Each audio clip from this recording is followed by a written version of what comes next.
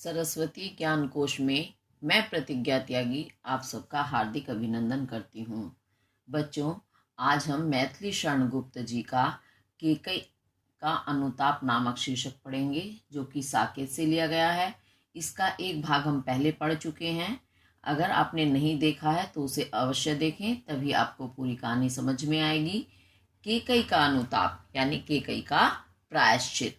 प्रायश्चित जैसा कि आपको पता है कि केकई ने राजा दशरथ से 2 वरदान लेकर के, एक में राम को वनवास, दूसरे में भरत को राज्य का वरदान मांगा था, वचन मांगा था।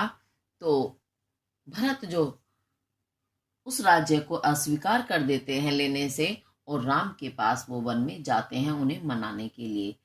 तब केकई को भी बहुत पश्चाताप होता है कि मैंने बहुत बड़ी गलती की, क्योंकि इसी वचन के वियोग में दुखी होकर के, राम के वियोग में राजा दशरथ प्राण त्याग देते हैं, और भरत भी अपनी माता केकई से बहुत ज़्यादा नाराज होते हैं। तो इसी कारण केकई को और भी ज़्यादा आत्मग्लानि होती है। और वहाँ जब वे पहुँचते हैं पंचवटी में राम के पास, वहाँ केकई प्रायश्चित करती हैं, अपनी गलती स्वीकार करते हुए उन्हें वापस लौटने के लिए कहती हैं। तो चलिए अब हम देखते हैं, पहले जो हम पढ़ चुके हैं उससे आगे देखेंगे। क्या कहती हैं केकई? क्या कर सकती थी मरी मंत्रा दासी, मेरा ही मन रह सका ना निज विश्वासी। जल पंजरगत अब अरे अधीर अभागे, वे ज्वलित भाव थे स्वयं तुझी में जागे। पर था केवल क्या ज्वलित भाव ही मन में, क्या शेष बचा था कुछ ना और इस जन्म में।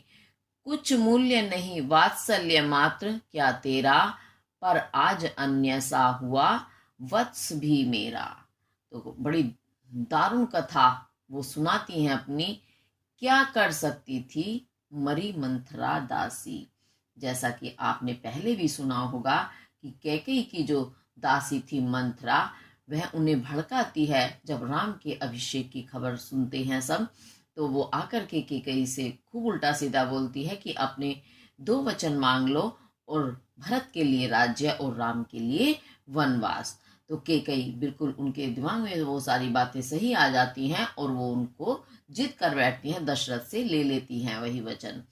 तो सभी कहते थे कि केकई को मंथरा ने भड़काया है। तो केकई उसी बात के लिए कह रही हैं कि मरी यानी जो बिल्कुल ही बेकार एक दासी है, तो वह बेचारी मंथरा जो मेरी दासी है, वह क्या कर सकती थी। वो तो स्वयं ही एक दासी थी, इतनी दुर्बल थी, तो वो भला मुझे कैसे भड़का सकती थी। मैं एक रानी रही हूं, वो दासी थी।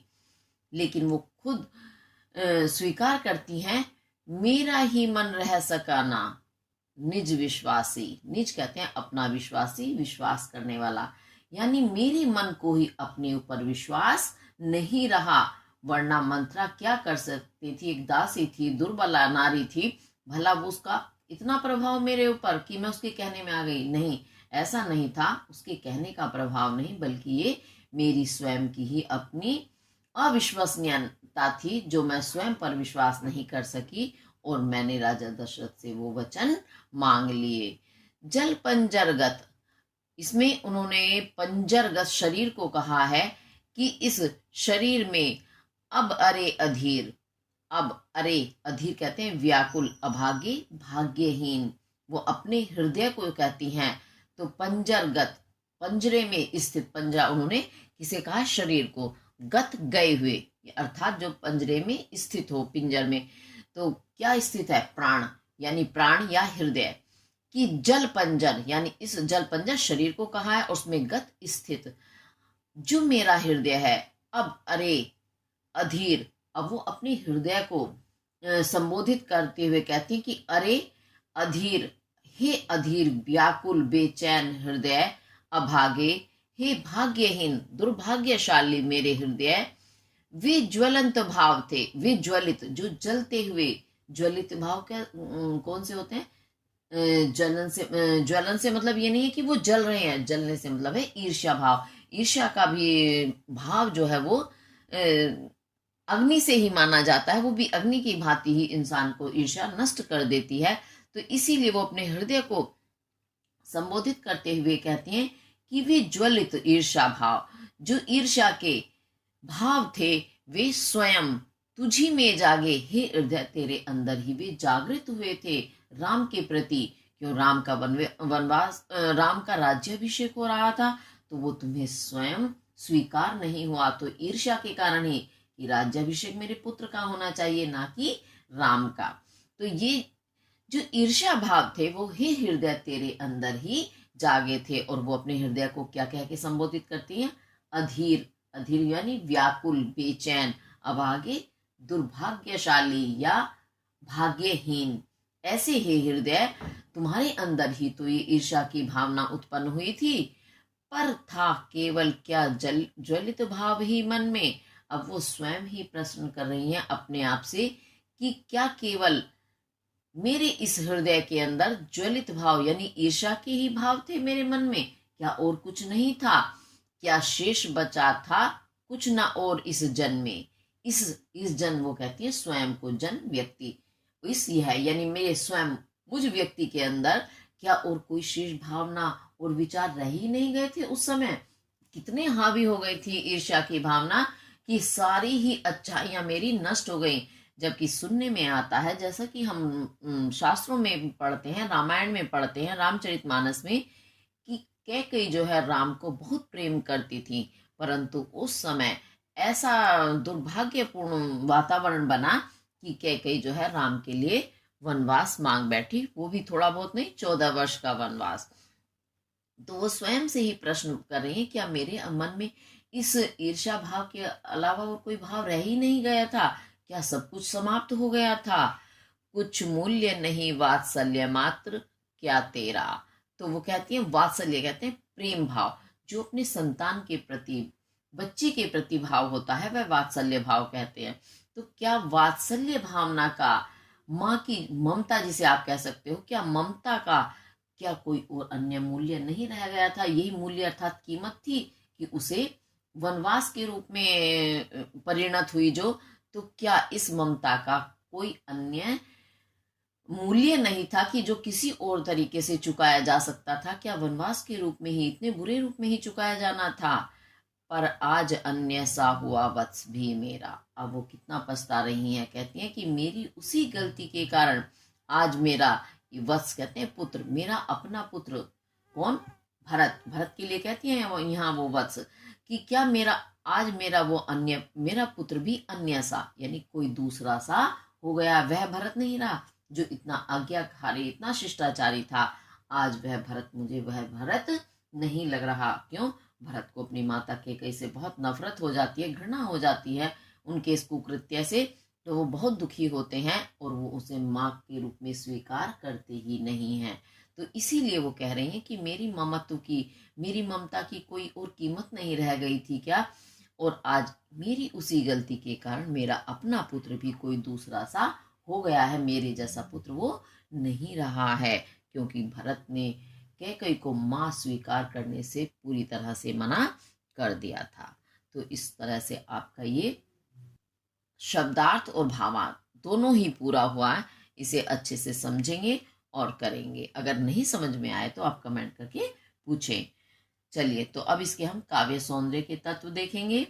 इसमें भाषा आपका परिष्कृत खड़ी बोली है, रस है इसमें करुण रस, बड़ी करुणा पैदा हो रही है यहाँ कैकेयी से। हालांकि जिस समय उन्होंने ये वचन मांगे, इतना कोप भवन अपना सजाया उन्होंने, कोप का, तो बड़ा ही क्रोध आता था उसे देख करके कि इतनी समझदार नारी कैसे इतना कठोर वचन ले सकती हैं। लेकिन अब यहाँ उनका प्रायश्चित देख करके मन में बड़ी ही करुण भावना पैदा हो रही है। इस कारण ये करुण रस है। और आपकी शैली इसमें प्रबंधात्मक है, छंद है मंदाक्रांता, गुण आपका प्रसाद है, शब्द शक्ति लक्षणा भी है और व्यंजना भी है। चलिए, अब इसमें हम अलंकार ढूंढेंगे, एक एक पंक्ति में देखते चलेंगे। क्या कर सकती थी मरी मंथरा दासी, मामा वर्ण की आवृत्ति हो रही है। मेरा ही मन रह सकाना निज विश्वासी, मामा वर्ण की आवृत्ति हो रही है। जल पंजरगत, अब अरे अधीर अभागे, आवर्ण की आवृत्ति हो रही है। वे ज्वलित भाव थे स्वयं तुझी में जागे। और पर था केवल क्या ज्वलित भाव ही मन में, क्या शेष बचा था कुछ और न इस जन्म में। कुछ मूल्य नहीं है वात्सल्य मात्र क्या तेरा, पर आज अन्य सा हुआ वत्स भी मेरा। तो यहाँ आपने देखा कि जहां जहां एक एक वर्ण की आवृत्ति हुई, ए वर्ण की आवृत्ति हुई, मा वर्ण की आवृत्ति हुई, तो इस कारण आपका यहाँ बनता है अनुप्रास अलंकार। और उसके साथ और भी देखेंगे हम। आज अन्य सा हुआ वत्स भी मेरा।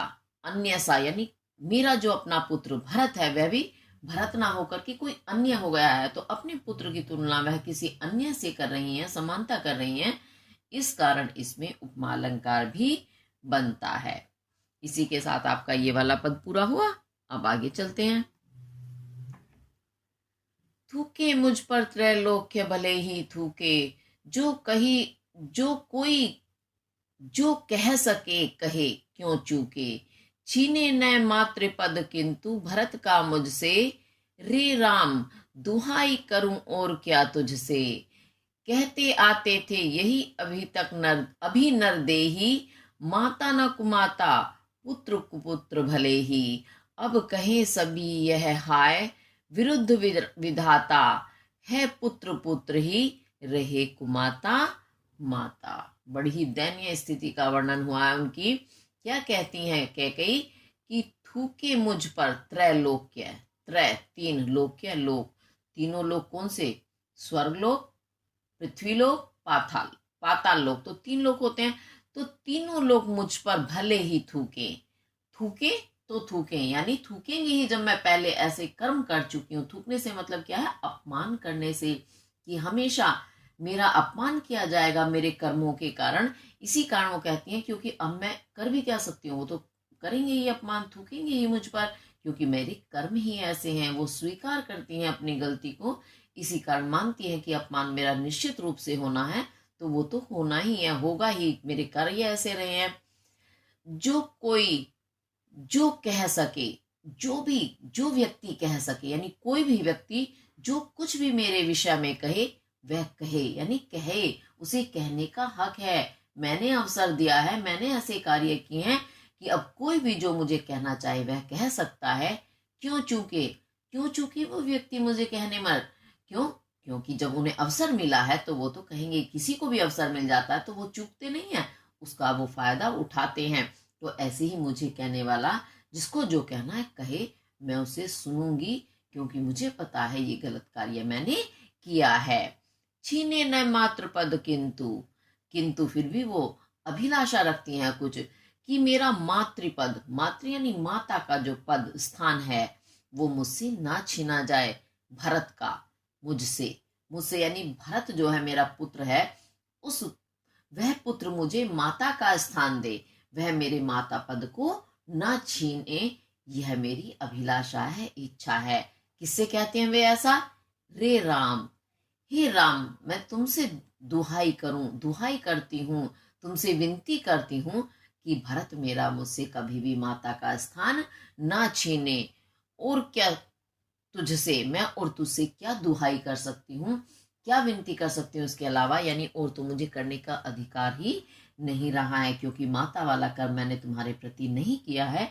इस कारण बस एक विनती है कि भरत जो है मुझे माता के स्थान पर ही आसीन रखे, बैठाए रखे, बस बाकी और जो कुछ मुझे सजा देना आप लोग चाहो वो दो, क्योंकि राम से भी तो वो माफी मांगने के काबिल नहीं है या उन पर अधिकार जताने के लायक नहीं रही हैं, और खुद स्वीकार कर रही हैं वह अपने मुख से। कहते आते थे अभी नर देही, नर कहते हैं मनुष्य का, देही शरीर धारण करने वाले, तो मनुष्य का, नर का शरीर धारण करने वाले कौन होते हैं, मनुष्य होते हैं। तो मनुष्य अभी तक यही कहते आते थे, यानी यही कहावत चली आ रही थी कि माता ना कुमाता, कि माता कभी भी, कु कहते हैं बुरी, माता माँ, कि माँ कभी भी बुरी माँ नहीं हो सकती। पुत्र कुपुत्र भले ही पुत्र संतान जो है वह कु कहते हैं बुरे पुत्र हो जाए, पुत्र भला ही बुरा पुत्र हो जाए, लेकिन माँ कभी भी बुरी माँ नहीं हो सकती। ये कहावत अब तक प्रसिद्ध थी, आप लोगों ने भी सुनी होगी, बहुत प्रसिद्ध कहावत है। तो कहावत का भी यहाँ प्रयोग किया गया है। अब कहें सभी यह हाय, हाय बड़े दुख की बात है, बड़े ही कष्ट की बात है कि अब तो सब यही कहेंगे, क्या? विरुद्ध विधाता, विधाता यानी ईश्वर ने जो नियम बनाया था कि माँ कभी कुमाता नहीं होती, पुत्र भले ही हो जाए, आज विधाता का, ईश्वर का जो वो नियम था वह भी मैंने विरुद्ध कर दिया है, उल्टा कर दिया है। विधाता के या ईश्वर के नियम को भी मैंने तोड़ दिया है। उसी नियम के अनुसार अब उस नियम को तोड़कर मैंने क्या सिद्ध करने का प्रयास किया है पुत्र पुत्र ही, कि पुत्र तो पुत्र ही होता है, रहे कुमाता माता। परंतु आज के समय में ये माता जो है वो कुमाता, बुरी माता रह सकती है, हो सकती है, लेकिन पुत्र कभी भी बुरा पुत्र नहीं हो सकता। तो विधाता का जो ये नियम है इसे भी मैंने विरुद्ध यानी उल्टा कर दिया है। अब कभी भी ये नहीं कहा जाएगा कि माता कुमाता नहीं होती, बल्कि ये कहा जाएगा माता कुमाता होती है, पुत्र हमेशा पुत्र ही रहता है, यानी पुत्र में कोई गलती नहीं करता है। ये इसका मैंने आपको भावार्थ शब्दार्थ एक साथ समझाने का प्रयास किया है। उम्मीद है मुझे समझ आया होगा आपको। अब चलिए इसके हम काव्य सौंदर्य के तत्व देख लेते हैं। इसमें रस आपका करुण रस है, भाषा इसमें साहित्यिक खड़ी बोली है, शैली प्रबंधात्मक, छंद है मंदाक्रांता, गुण आपका प्रसाद है, और शब्द शक्ति अभिधा और लक्षणा दोनों शब्द शक्तियां हैं। अब इसमें हम ढूंढेंगे अलंकार। चलिए तो अलंकार ढूंढते हैं, एक एक पंक्ति में देखते चले। थूके मुझ पर त्रैलोक्य भले ही थूके।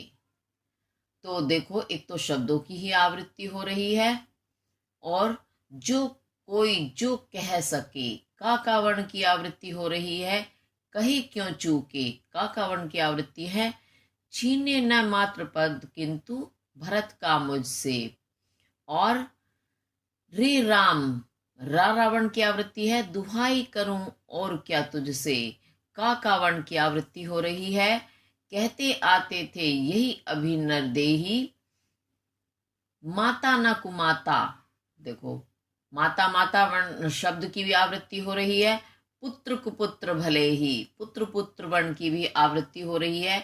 अब कहें सभी यह हाय, विरुद्ध विधाता वाह वर्ण की आवृत्ति हो रही है पुत्र पुत्र ही, रहे कुमाता माता। तो जहां एक एक वर्ण की आवृत्ति हो रही है, एक वर्ण का बार बार आना हो रहा है, वहां होता है अनुप्रास अलंकार। और उसके साथ माता माता शब्द, पुत्र पुत्र शब्द, पुत्र पुत्र यहाँ भी देखो बार बार आ रहे हैं ये, तो इस कारण यहाँ आपका पुनरुक्ति प्रकाश अलंकार बनता है। इसके साथ ये वाला पद भी पूरा हुआ। चलिए अब आगे देखते हैं। बस मैंने इसका बाह्य मात्र ही देखा, दृढ़ हृदय न देखा, मृदुल गात्र ही देखा, परमार्थ न देखा, पूर्ण स्वार्थ ही साधा, इस कारण ही तो हाय आज यह बाधा। युग युग तक चलती रहे कठोर कहानी, रघुकुल में थी एक अभागिन रानी, निज जन्म जन्म में सुने जीव यह मेरा, धिक्कार उसे था महास्वार्थ ने घेरा। अब क्या कहती हैं इसमें, बस मैंने, कि मैंने तो बस इसका यानी भरत का बाह्य मात्र, बाह्य यानी जो बाहरी रूप दिखाई देता है, यानी इसका बाहरी शरीर ही देखा है, दृढ़ हृदय न देखा, इसके हृदय में जो इतनी दृढ़ता मजबूती है उसे नहीं देखा। क्यों? भरत बहुत दृढ़ ही है, तभी तो वो अपनी बात पर अडिग रहे कि अधिकार राज्य पर किसका होता है, बड़े भाई का होता है, परंतु मैं उस राज्य को बड़े भाई से कैसे छीन सकता हूं। तो ये उनका दृढ़ हृदय ही तो ये कहता है। इसी कारण के कई कहती हैं कि मैंने तो इसका बाहरी कोमल शरीर देखा कि ये कितना कोमल है, नाजुक है, और एक माँ की नजर में अपनी संतान सबसे ज्यादा कोमल होती है। तो इसी कारण वो यही कहती हैं कि मैंने इसका मात्र बाहरी शरीर ही देखा था, दृढ़ हृदय न देखा, लेकिन इसका इस दृढ़ मजबूत दृढ़ संकल्पी जो हृदय था उसे मैंने कभी भी नहीं जाना। मृदुल गात्र ही देखा, गात्र कहते हैं शरीर, मृदुल कोमल, मैंने तो सिर्फ इसका कोमल शरीर ही देखा कि यह कितना कोमल है, यही जाना था बस। परमार्थ न देखा, परम कहते हैं सबसे ऊंचा अर्थ, जो कर्तव्य की भावना होती है। अर्थ का अर्थ भी दो अर्थ हैं, अर्थ यानी जिसे आप इंग्लिश में मीनिंग भी कहते हैं, अर्थ का मतलब यहाँ धन भी होता है। तो परमार्थ यानी दूसरों के लिए जो कर्म करते हैं वो परमार्थी कहलाते हैं। तो मैंने इसके परमार्थ रूप को न देखा, नहीं देखा, अर्थात नहीं जाना कि इसके अंदर कितने परमार्थ, दूसरों की भलाई की भावना है। पूर्ण स्वार्थ ही साधा, और मैंने तो अपना पूर्ण स्वार्थ यानी सिर्फ अपना ही भला, अपना ही मतलब साधा, सिद्ध किया। यानी मेरी यही इच्छा थी, पूरी इच्छा यही थी कि भरत को निष्कंटक राज्य मिले। इसी कारण उन्होंने भरत को राज्य दिलवाया। और राम क्योंकि बड़े थे तो दुनिया ये कहती कि बड़ा भाई जब राज्य में उपस्थित है तो उसका राज्याभिषेक क्यों नहीं हुआ, उसे राज्य क्यों नहीं मिला। तो इसी कारण उन्होंने ये चाल चली कि भरत को राज्य मिले तो राम को वनवास मिले। तो इसी कारण वो स्वीकार करती हैं कि पूर्ण स्वार्थ ही साधा, कि मैंने तो अपनी पूरे स्वार्थ की भावना को ही सिद्ध किया, इसके अलावा और कुछ देखा ही नहीं। इस कारण ही तो हाय आज यह बाधा, लेकिन वो कहते हैं यही तो कारण है कि मेरे सामने आज ये बाधा, बाधा समझते हैं, समस्या, व्यवधान आ गया है। यानी मेरी जो दुर्दशा हुई है, जो मैं इतना कष्ट उठा रही हूं, इसका कारण क्या है? ये मेरा अपना स्वार्थ ही है। इसी स्वार्थ के कारण तो मैंने सब कुछ अपना खो दिया। क्यों? उधर तो राजा दशरथ जो है इतने ज्यादा दुखी हुए, उनका हृदय इतना ज्यादा परेशान हुआ कि उन्होंने प्राण त्याग दिए। उधर राम का वनवास हो गया, उधर भरत आते हैं, वो भी उनकी बहुत ज्यादा उनका अपमान करते हैं। तो होता है यही कारण है, मेरा जो स्वार्थ था जिसके कारण मुझे इतने दुख उठाने पड़े, आज मेरी इतनी दुर्दशा हो रही है। पूरे समाज में वो तिरस्कृत हैं, सब उनका अपमान कर रहे हैं। युग युग तक चलती रहे कठोर कहानी। तो अब वो क्या कहती है कि युग युग तक, यानी हर युग में जब तक ये संसार रहेगा चलती रहे, चलती ही रहेगी कठोर कहानी। ये कठोर कहानी कौन सी कठोर कहानी? रघुकुल में थी एक अभागिन रानी। रघु जिस वंश की वो बहू हैं, उस वंश को रघुवंश या रघुकुल कहते हैं, क्योंकि राजा रघु हुए थे उस वंश में पहले, जो बड़े ही श्रेष्ठ राजा थे। इसी कारण उनके वंश का नाम रघुवंश या रघुकुल पड़ा। तो वो इसीलिए कहती हैं कि रघुकुल में अब हमेशा यही एक कठोर कहानी चलती रहेगी कि उस कुल में, उस वंश में एक अभागिन, बड़ी दुर्भाग्यशालिनी रानी हुई थी।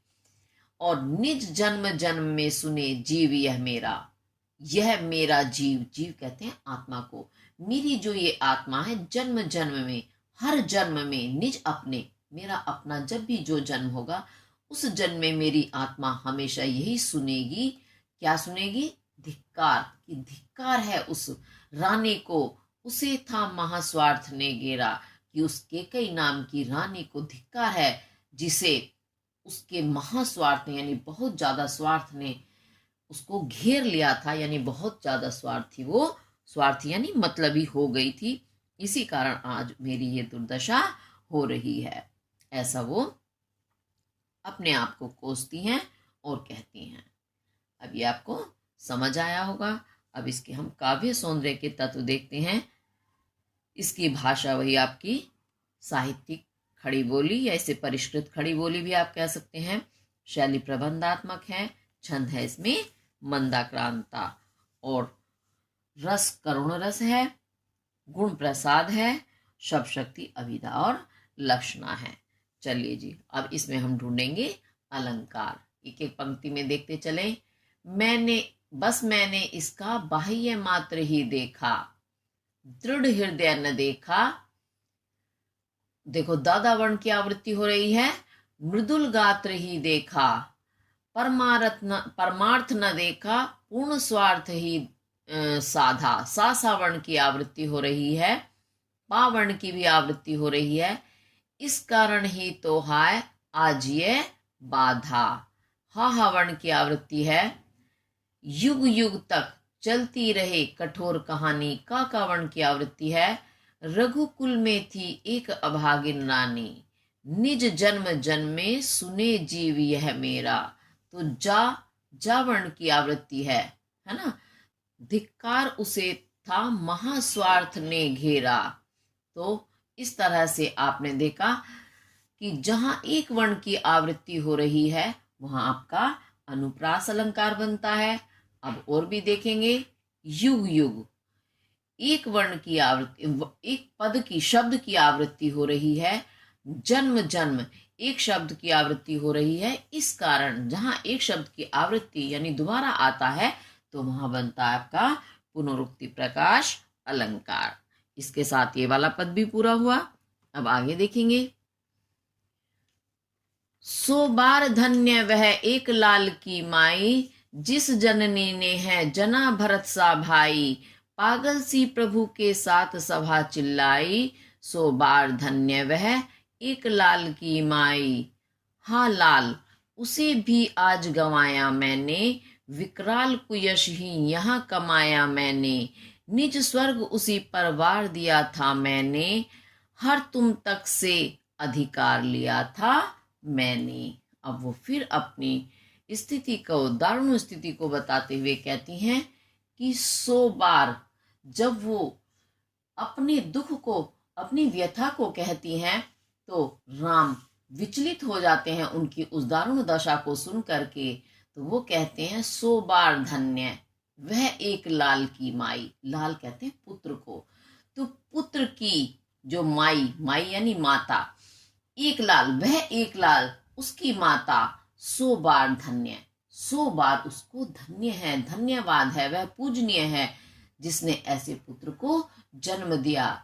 जिस जननी ने है जना, जननी यानी माता, जिस माता ने जना जन्म दिया है भरत सा भाई, मेरे भरत जैसे भाई को, जिसने मेरे भरत जैसे भाई को जन्म दिया है, उस लाल की, उस पुत्र की माता को 100 बार धन्यवाद है। उनकी दारुण दशा को देख करके राम का हृदय पिघल जाता है और वो चिल्ला उठते हैं कि वह माता तो कुमाता हो ही नहीं सकती, बल्कि वो तो बहुत ही ज्यादा 100 बार धन्यवाद की पात्र है जिसने ऐसे पुत्र को जन्म दिया और मेरे लिए भरत जैसा भाई पैदा किया। पागल सी प्रभु के साथ सभा चिल्लाई। जैसे ही श्री राम ने ये कहा तभी प्रभु श्री राम के साथ सभा, जितनी भी सभा वहां उपस्थित थी वह पागल सी यानी पागलों की भांति चिल्लाने लगी। सारी सभा जोर जोर से कहने लगी। क्या कहने लगी? 100 बार धन्य वह एक लाल की माई। उस एक पुत्र की, पुत्र रत्न की जो माँ है उसे तो 100 बार धन्यवाद है जिसने ऐसे पुत्र को जन्म दिया है। इससे बड़ी बात क्या हो सकती है? देखो, कोई बुरी माँ है तो क्या उसकी कोख से ऐसा पुत्र उत्पन्न हो सकता है? नहीं हो सकता। इसी कारण माँ को वहां सब धन धन कह उठे, धन्यवाद करने लगे और सभा में मंगल छा गया। फिर कैकेयी क्या कहती हैं सुनकर उन सब बातों को? हाँ यानी बड़ा कष्ट की बात है।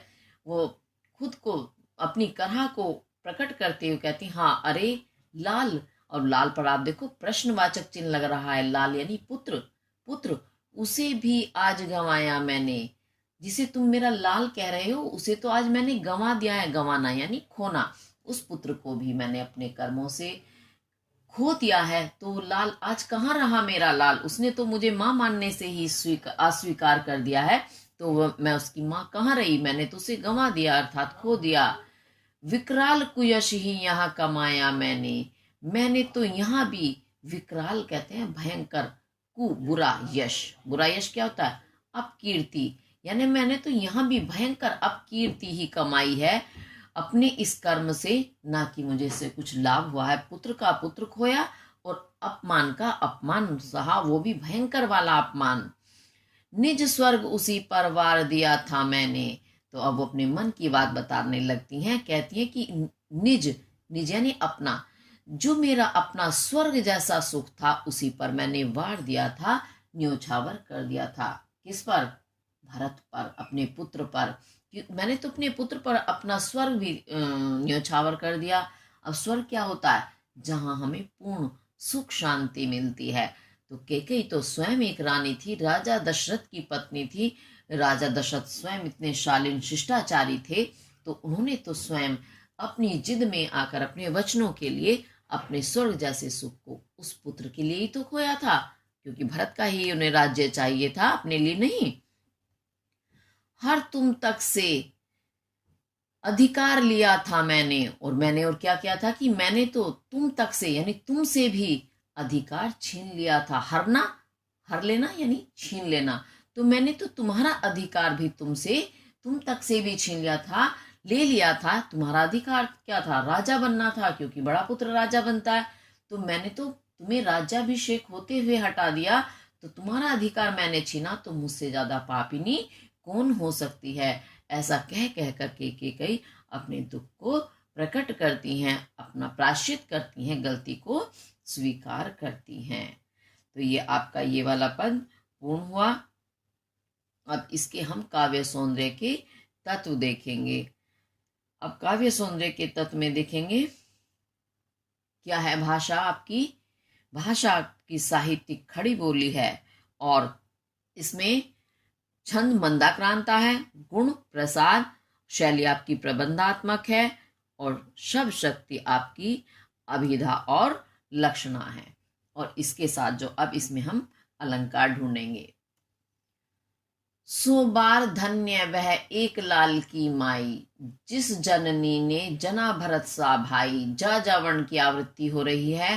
पागल सी प्रभु के साथ सभा चिल्लाई, और साथ सभा सा सावर्ण की आवृत्ति हो रही है। सो बार धन्य वह एक लाल की माई, हाँ लाल उसे भी आज गंवाया मैंने। विकराल कुयश ही यहाँ कमाया मैंने। निज स्वर्ग उसी पर वार दिया था मैंने। तुम तक से अधिकार, हर तुम तक से अधिकार लिया था मैंने। तो जहां एक ही वर्ण की आवृत्ति हो रही है, जैसे यहाँ जा जा वर्ण की आवृत्ति हो रही है और यहाँ सा सा वर्ण की आवृत्ति हो रही है, तो इस कारण यहाँ आपका अनुप्रास अलंकार बनता है। और उसके साथ पागल सी यानी पागलों के समान, पागल से तुलना की गई है कैकेयी की, वो अपनी स्वयं की तुलना पागल से कर रही हैं, और इस कारण यहां बनता है आपका। और भरत का भी है, भरत सा भाई यानी भाई की तुलना किससे की गई है? भरत से।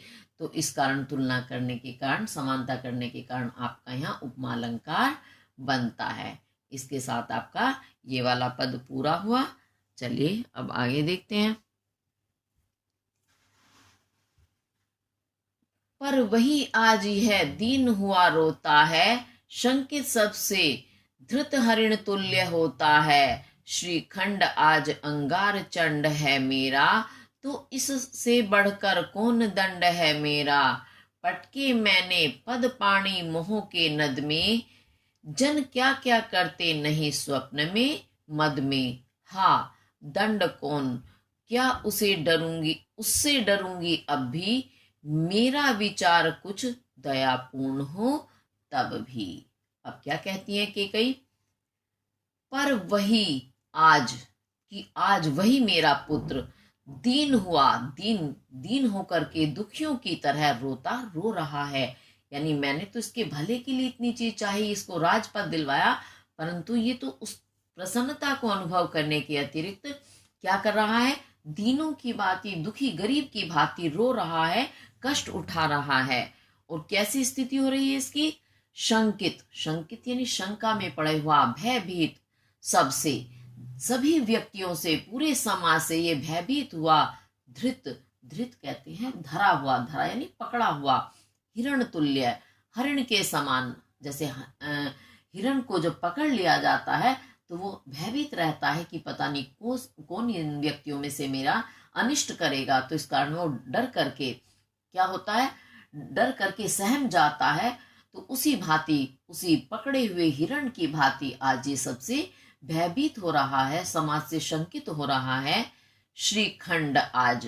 श्रीखंड कहते हैं कुछ शांत शीतल। कौन? चंदन। चंदन को श्रीखंड कहते हैं क्योंकि वह बिल्कुल शीतल होता है। तो शीतल चंदन की भांति आज अंगार चंड है मेरा। मेरा जो ये पुत्र वह कैसा हो रहा है? अंगार, अंगारे के समान चंड, प्रचंड हो रहा है, जो आज जलाने की ताकत रखता है। क्योंकि भरत जो है बड़े ही शिष्टाचारी स्वभाव के हैं, शिष्टाचार अपनाने वाले हैं, शांत स्वभाव वाले हैं, परंतु माँ के इस कृत्य से वो अपने आप को बहुत अपमानित महसूस कर रहे हैं। उन्हें ये लग रहा है कि शायद सभी लोग ये सोचेंगे कि मेरे कारण, मेरे सिखाने से, मेरी माता ने, मेरे उकसाने से ये राज्य पद मुझे दिलवाया है।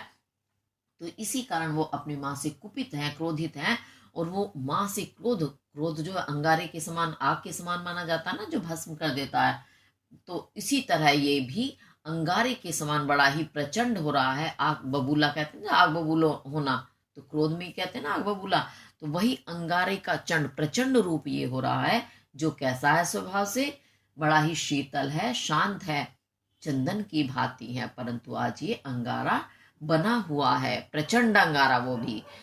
तो इससे बढ़कर कौन दंड है मेरा? तो कह रही मेरा, जिस माँ की संतान उसके सामने इतनी दुखी हो, इतनी क्रोध से भरी हो, अपमान महसूस कर रही हो, जिसको इतनी आत्मग्लानि हो, भला उस माँ को उससे बड़ी और सजा क्या मिल सकती है? इसीलिए वो कहती है कि मेरा, इससे बढ़कर कि मेरी संतान मेरे सामने दुखी है इतनी, तो मेरा कौन सा दंड, दंड यानी सजा हो सकती है? इससे बड़ी तो कोई सजा हो ही नहीं सकती।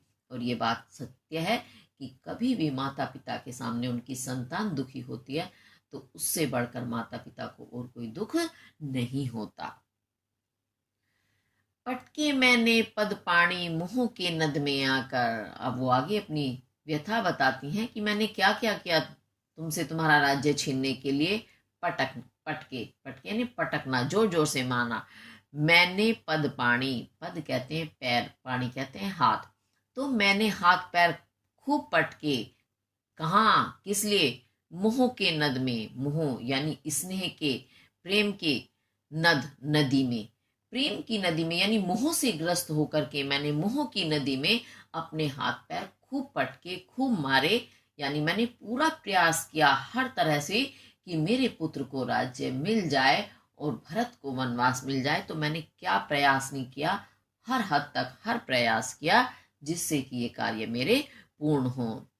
जन क्या क्या करते नहीं स्वप्न में। तो ऐसे ही वो अपनी व्यथा बताती है कि मैंने जो किया उस तरीके से किया जैसे कोई सपने में करता है। तो जन यानी व्यक्ति, मनुष्य क्या क्या करते नहीं, क्या क्या नहीं करते? स्वप्न में, सपने में। सपने में सोते हुए तो हम सब कुछ कर जाते हैं, जब सपने देखते हैं ना, पता नहीं कौन सी दुनिया में पहुंच जाते हैं, सारी हमारी इच्छाएं पूर्ण हो जाती हैं या पूर्ण हुई इच्छाएं छीन ली जाती हैं। तो स्वप्न में हम कुछ भी देख सकते हैं। ऐसे ही रानी कहती हैं स्वयं को कि मानो मैंने भी सपने में ही ये सब कार्य किया।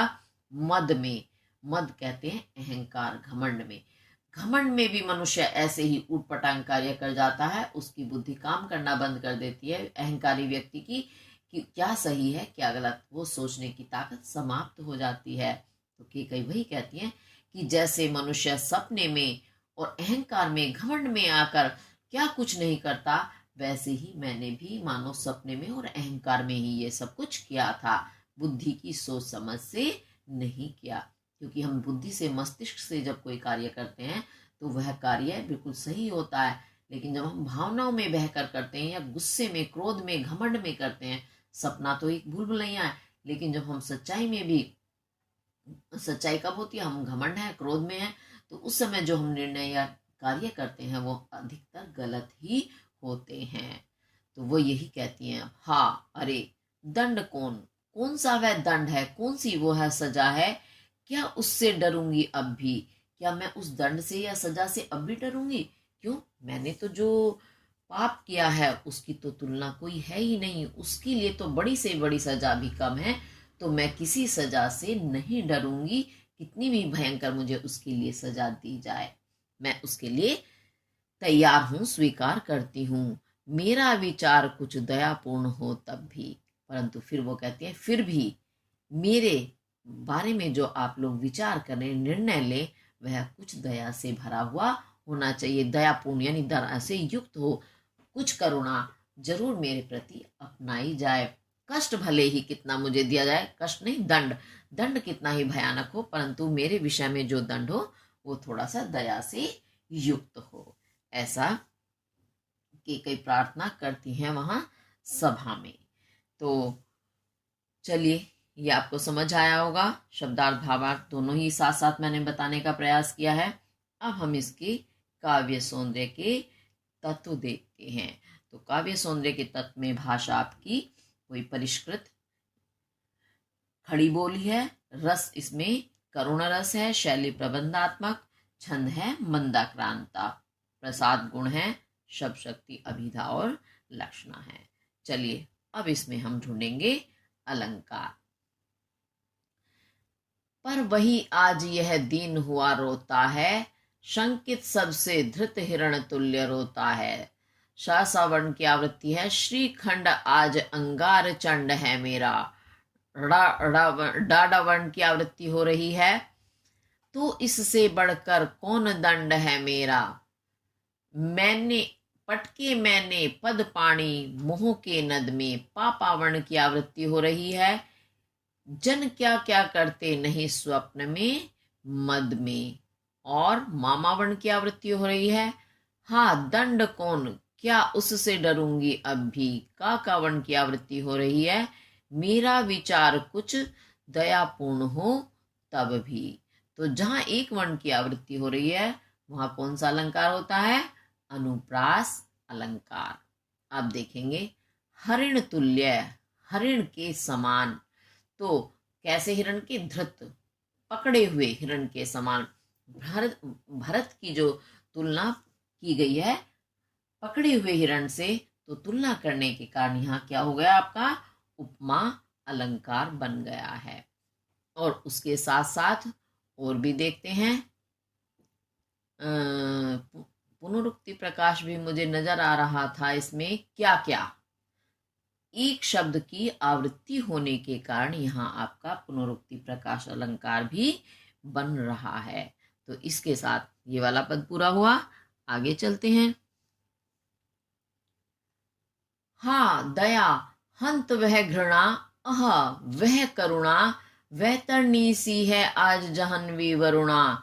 सह सकती हूँ चिर नरक सुने सुविचारी, पर मुझे स्वर्ग की दया दंड से भारी। लेकर अपना यह कुलिश कठोर कलेजा, मैंने इसके लिए ही तुम्हें वन भेजा। घर चलो इसी के लिए न रूठो अभियों, कुछ और कहूं तो उसे सुनेंगे सब क्यों। अब क्या कहती हैं कि कई, हाँ दया, अभी उन्होंने कहा था ना कि दयापूर्ण मेरे लिए कोई विचार हो, जो भी विचार निर्णय लिया जाए वो मेरे लिए दयापूर्ण हो, करुणा से युक्त हो। तो कहे हाँ दया, मैं दया मांग रही हूं, लेकिन वो दया, हाँ दया यानी मारी गई। हंत वह घृणा, वह जो घृणा थी, नफरत थी, वह हंत नष्ट हो गई। आहा वह करुणा, और वह करुणा जो थी मेरे प्रति होनी चाहिए थी, वो सब तो अब मैंने ही विपरीत कर दिए हैं, उल्टा कर दिए हैं। मेरे लिए अब उनका कोई मोल नहीं रह गया है। वैतरणी सी है आज जहन्वी गंगा। जहन्वी किसका नाम है, गंगा नदी का। वरुणा, और जो वरुणा भी एक नदी है, जो बड़ी ही पवित्र नदियां हैं, आप जानते हैं गंगा यमुना के बारे में। तो ये इतनी पवित्र नदियां हैं गंगा और यमुना, आज वही पवित्र नदियां मेरे लिए कैसी हो गई हैं, वैतरणी सी, वैतरणी के समान। अब वैतरणी क्या है, नर्क में एक नदी है जो बड़ी ही दूषित मानी जाती है। नर्क में तो सारी ही चीजें बड़े भयानक रूप में मानी जाती हैं, हालांकि देखा किसी ने नहीं है, लेकिन जब भी सुनते हैं, आपने देखा होगा कि नर्क में जाओगे यानी किसी को बद्दुआ देनी है तो नर्क भोगोगे, ऐसे देते हैं ना बद्दुआ। तो नर्क यानी वहां पर दुख ही दुख है, बुरा ही बुरा है। तो वहां की नदी भी निश्चित रूप से दूषित ही है, दूषिता होगी। इसी कारण वो कहती हैं कि गंगा यमुना जैसी पवित्र नदियां भी आज मेरे लिए नर्क की जो वह नदी है जिसका नाम है वैतरणी, उस वैतरणी के समान हो गई हैं। यानी मेरे पाप धोने के लिए तो आज वो भी तैयार नहीं है, क्योंकि कहते हैं ना कि कोई भी चीज अपवित्र हो तो गंगा के जल में उसको धो दो या गंगा में डुबकी लगा लो तो वो पवित्र हो जाती है, लेकिन आज वो भी मेरी अपवित्रता को, मेरी काली माँ को नहीं धो सकती। मेरे लिए वो नदियां भी कैसी हो गई हैं? वैतरणी नदी के समान दूषित हैं। सह सकती हूँ चिर नरक। अब वो कहती है कि चिर कहते हैं बहुत लंबे समय तक, नरक मैं सहन करने की शक्ति रखती हूँ। आज मुझे पता है कि कितना भी लंबा मुझे नरक का भोग दे दिया जाए, मैं उसे सबको सहन कर लूंगी, भले ही वहां कितने कष्ट दुख क्यों ना हो। सुने सुविचारी, सु कहते हैं अच्छा, विचारी विचार करने वाले, यानी सदविचारी, जो विद्वान लोग हैं, भली प्रकार विचार करने वाले हैं, वो सब मेरी बात सुने और कि तुम मुझे कितना भी लंबा नरक का भोग दे दो, मैं उसको सहन कर जाऊंगी, पर मुझे स्वर्ग की दया दंड से भारी। लेकिन वो कहती है कि यदि दया के रूप में तुम मुझे स्वर्ग दोगे, क्योंकि स्वर्ग में तो माना जाता है कि सभी सुख होते हैं, तो वो मुझे दंड, उस नरक के दंड से, सजा से भी भारी होगा। अर्थात मुझे दया के रूप में सुख आराम नहीं चाहिए, स्वर्ग नहीं चाहिए, बल्कि मुझे दंड के रूप में दंड ही चाहिए, नरक जैसे कष्ट चाहिए, जिससे मेरा प्रायश्चित पूर्ण हो, मेरा दुख कम हो। क्योंकि जब मनुष्य हृदय से स्वीकार कर लेता है हमने ये गलती की है, तो वो उस प्रायश्चित में कठोर से कठोर सजा भी भुगतने के लिए तैयार रहता है। लेकिन दया की जाए तो दया में क्या रहता है? दया की भावना से तो हम बड़े ही, कहना चाहिए, ग्लानि तो हमारे अंदर होती है, लेकिन हमें सब दयापूर्ण दृष्टि से देखते हैं तो ऐसा लगता है हम सबसे ज्यादा पापी हैं, या बहुत कमजोर खुद को इंसान महसूस करता है। इसी कारण वो कहती हैं कि मुझे स्वर्ग की जो दया है वो नहीं चाहिए, मुझे नरक की सजा ही ज्यादा अच्छी होगी मेरे लिए। लेकर अपना यह कुलिश कठोर कलेजा। अब वो फिर स्वयं को कोसते हुए कहते हैं कि अपना यह कुलिश कहते हैं पत्थर, वज्र, वज्र के समान कठोर कलेजा हृदय लेकर के मैंने ही तो इसके लिए यानी भरत के लिए ही तुम्हें वन भेजा था। यानी तुम्हें वन में जो भेजा मैंने इस भरत के कारण ही भेजा था, क्योंकि इसी को ही तो मैं राज्य दिलाना चाहती थी। तो मैंने अपने हृदय पर पत्थर रख करके तुम्हें वनवास दिलवाया था, और वो भी किसके लिए? भरत के लिए। घर चलो इसी के लिए, और अब तुम घर वापस लौट चलो। मैं प्रायश्चित करती हूँ, अपनी गलती मानती हूँ, लेकिन चलो किसके लिए? भाई मैंने तो गलती की है, मेरे लिए तो तुम चलोगे नहीं, लेकिन इसी के लिए, इसी भरत के लिए तुम वापस चलो। न रूठो अब यूं, और तुम अब ये रूठना, नाराज होना इस प्रकार से छोड़ दो, और मैं अपनी गलती स्वीकार करती हूँ। भरत के लिए तुम फिर से वापस अपने घर चले चलो। कुछ और कहूं तो, और यदि मैं इसके अलावा और कुछ ज्यादा कहती हूँ तो उसे सुनेंगे सब क्यों? तो सब लोग उसे क्यों सुनेंगे मेरी बात को? क्यों? जब पहले मैंने इनकी बात नहीं सुनी, अब ये लोग मेरी बात को क्यों सुनेंगे? मुझे कहने का भी अधिकार नहीं है। इस कारण मैं और ज्यादा कुछ नहीं कहना चाहती हूँ, बस सिर्फ यही कहती हूँ कि तुम अब अपने घर लौट चलो, जिससे कि भरत का दुख कुछ कम हो। तुम जाओगे तो भरत जो है अपने कष्टों को कम महसूस करेंगे। ऐसा वो समझाने का प्रयास करती हैं भरत को नहीं, राम को। तो ये आपका पद जो भावार्थ पूरा हुआ। इसका अब हम काव्य सौंदर्य के तत्व देखेंगे। रस इसमें करुण रस है, शब्द शक्ति आपकी, भाषा परिष्कृत खड़ी बोली है, और शैली प्रबंधात्मक है, छंद वही मंदाक्रांत है आपका, गुण प्रसाद, और शब्द शक्ति अभिधा और लक्षणा है। अब इसमें हम ढूंढेंगे अलंकार। हा दया, हंत वह घृणा, हा वर्ण की आवृत्ति हो रही है। अहा वह करुणा, हा वर्ण की आवृत्ति हो रही है। वैतरणी सी है आज जहन्वी वरुणा। सह सकती हूँ चिर नरक सुने सुविचारी। सा वर्ण की आवृत्ति हो रही है, पर मुझे स्वर्ग की दया दंड से भारी। दादा वर्ण की आवृत्ति। लेकर अपना यह कुलिश कठोर कलेजा। का वर्ण की आवृत्ति। मैंने इसके ही लिए तुम्हें वन भेजा। घर चलो इसी के लिए, न रूठो अब यूं, कहूं और कुछ तो उसे सुनेंगे सब क्यों। तो कावर्ण की आवृत्ति हो रही है, सावर्ण की आवृत्ति हो रही है। जहां एक वर्ण की आवृत्ति होती है अर्थात बार बार आता है, वहां आपका होता है अनुप्रास अलंकार। अब उसके साथ और देखेंगे, वैतरणी सी, यानी वो जाह्नवी वरुणा को वैतरणी नदी के समान बताती हैं। तो तुलना करने के कारण, समानता प्रकट करने के कारण यहाँ कौन सा अलंकार हो गया आपका? उपमा अलंकार हो गया। इसके साथ ये पद पूरा हुआ। अब आगे चलते हैं। मुझको यह प्यारा और इसे तुम प्यारे, मेरे दुगने प्रिय रहो ना मुझसे न्यारे।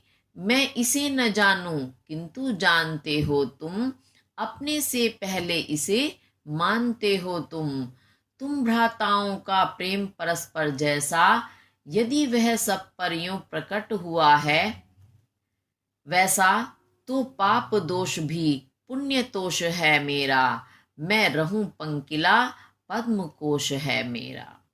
अब इसे देखते हैं, इसमें क्या कहती है केकई?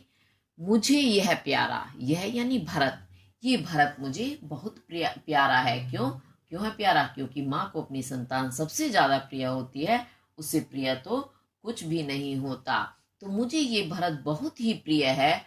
और इसे तुम प्यारे, और इसे यानी भरत को कौन प्यारा है? तुम अर्थात राम, राम के लिए तुम कहती हो। और तुम हे राम, तुम इसे बहुत प्रिय हो, मेरे दुगने प्रिय रहो। अब वो कहती है अब तुम तो मेरे कैसे हो गए? दुगने प्रिय हो गए, क्योंकि मेरे प्रिय के भी तुम प्रिय हो, तो इस कारण तुम मेरे तो दुगने प्रिय हो गए हो।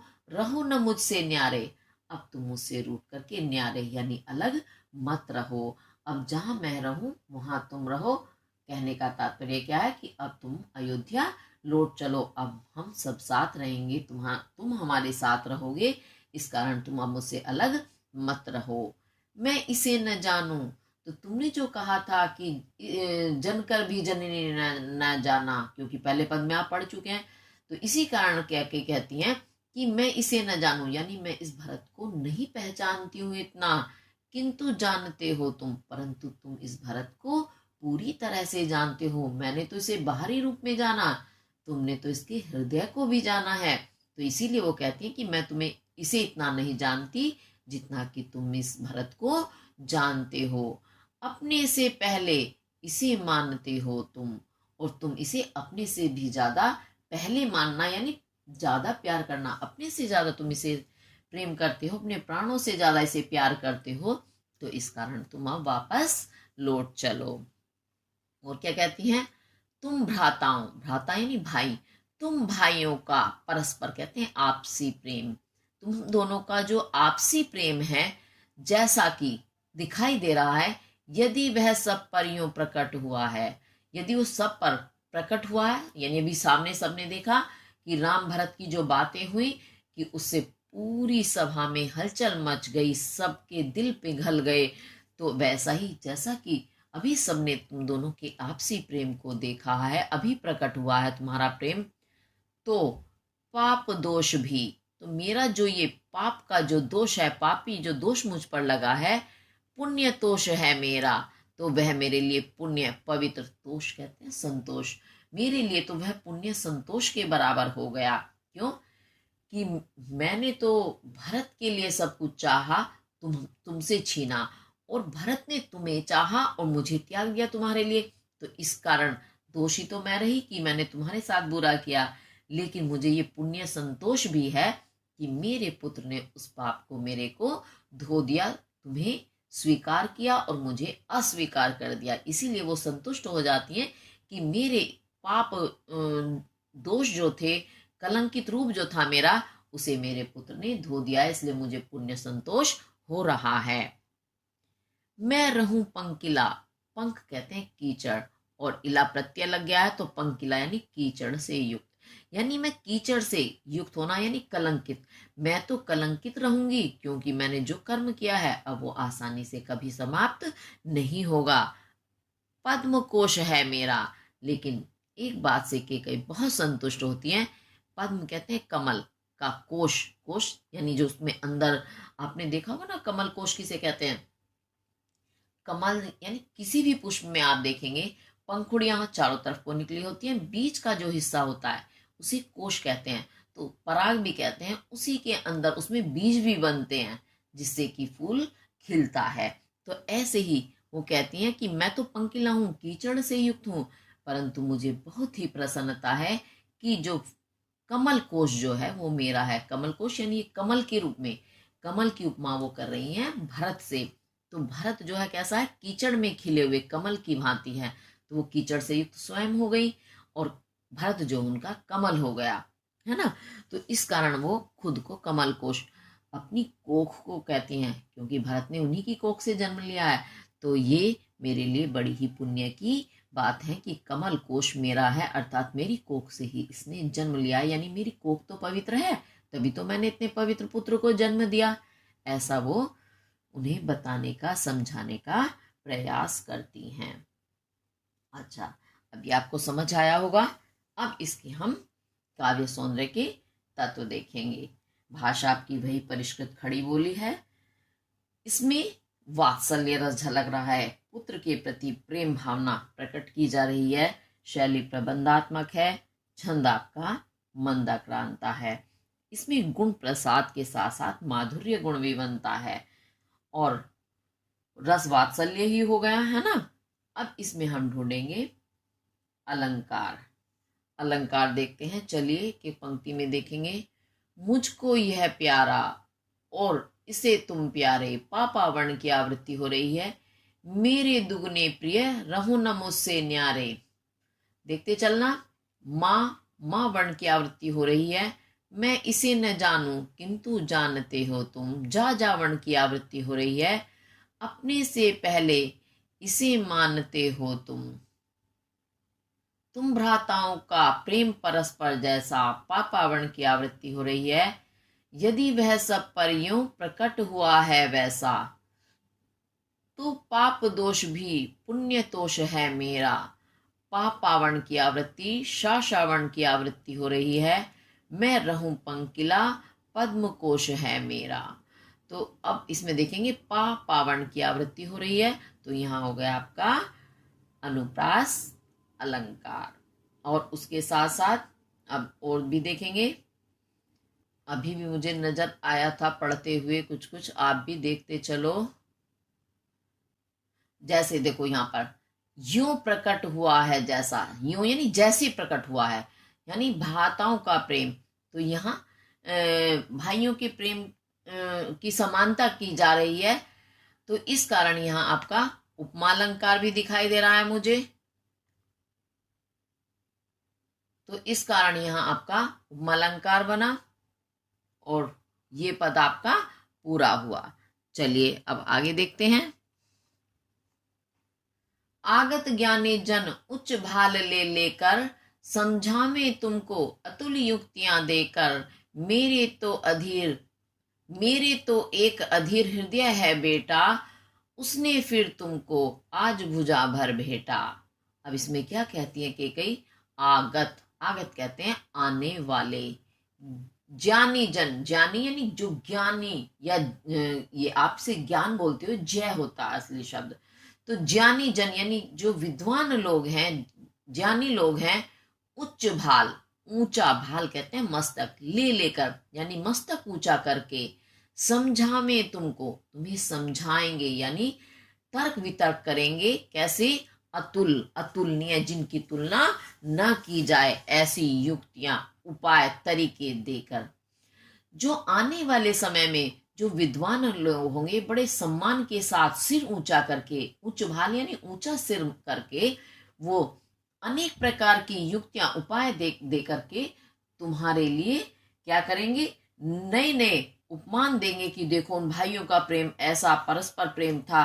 तो उसे प्रमाणित करने का प्रयास करेंगे कि भरत, राम भरत जैसा तो कोई हो ही नहीं सकता। तो उसके लिए वो नई नई युक्तियां देंगे, नए नए उपाय सुझाएंगे। उपाय मतलब यही है कि तर्क वितर्क दे करके तुम्हारा महत्व वो स्थापित करेंगे। परंतु वो खुद के लिए कहती है, मेरे तो एक अधीर हृदय है बेटा, परंतु हे बेटा, हे पुत्र, मेरे पास तो केवल एक ही अधीर कहते हैं व्याकुल हृदय है। मेरे पास एकमात्र व्याकुल हृदय है, मस्तिष्क नहीं है कि मैं कोई नई युक्तियां देकर के तुम्हारे प्रेम को स्थापित करूं। वो मैं नहीं कर सकती, सिद्ध करने की मेरे अंदर क्षमता नहीं है, क्योंकि मेरे पास तो सिर्फ एकमात्र व्याकुल हृदय ही है।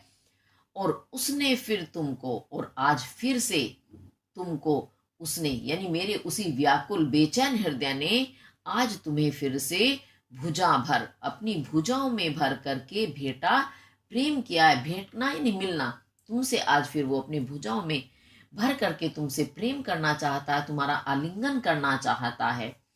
तो सिर्फ एक हृदय ही है एकमात्र मेरा ऐसा, और कोई मेरे पास नहीं है कि मैं कोई तर्क वितर्क दे करके अपनी बात सिद्ध करने का प्रयास करूं। यानी मेरे पास तर्क वितर्क करने के लिए कोई भी साधन नहीं है, सिर्फ एकमात्र हृदय जिसे मैं तुम्हें अपने हृदय से स्वीकार करती हूँ।